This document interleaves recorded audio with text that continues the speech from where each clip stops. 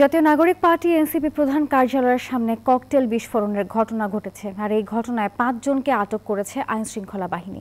সোমবার রাত ১১টার দিকে রাজধানীর বাংলা মোটরে এনসিপি প্রধান কার্যালয়ের সামনে এই ঘটনা ঘটে। এ সময় দুটি ককটেল ছোড়ে দুর্বৃত্তরা।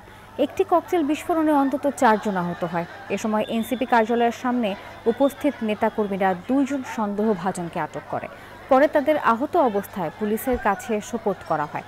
পরে বোম ডিসপোজাল ইউনিট এসে অবিস্ফোরিত ককটেলটি জব্দ করে। এ সময় উপস্থিত এনসিপির নেতাকর্মীরা অভিযোগ করেন ১৩ তারিখে কার্যক্রম নিষিদ্ধ থাকা আওয়ামী লীগের লকডাউন কর্মসূচিকে কেন্দ্র করে নাশকতা তৈরি করতেই এই ককটেল বিস্ফোরণের ঘটনা ঘটানো হয়েছে।